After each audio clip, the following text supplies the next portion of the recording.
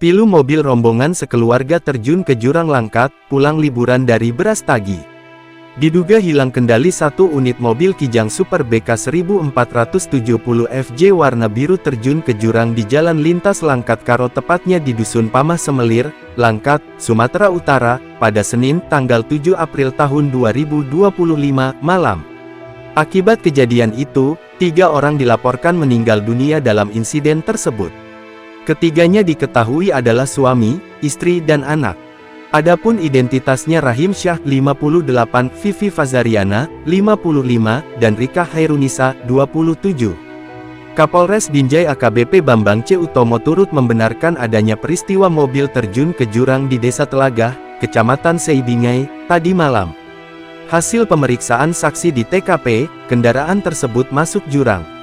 Perkiraan waktu kejadian pukul 19.30 waktu Indonesia Barat, kata Bambang saat dikonfirmasi Detik Sumut, Selasa tanggal 8 April tahun 2025. Bambang mengatakan mobil tersebut ditumpangi oleh satu keluarga. Dalam peristiwa itu, ada 3 orang yang dilaporkan meninggal dunia dan 7 orang luka-luka. Kasat Lantas Polres Binjai, AKP Syamsul Batubara menjelaskan, mobil yang disopiri Rahim Syah berpenumpang 9 orang.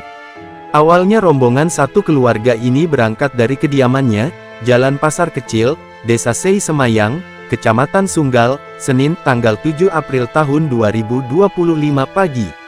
Tujuan pertama rombongan adalah jalan-jalan atau liburan ke penatapan Brastagi. Setelah itu, mereka melanjutkan perjalanan ke Miki Holiday.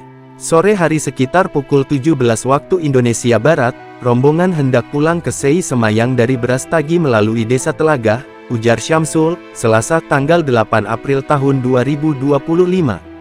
Diduga tak menguasai alur atau jalan, tepat di lokasi kejadian, tikungan Salak Dusun Pamah Semelir, sopir tidak dapat mengontrol mobil yang dikemudikannya hingga terjun ke jurang.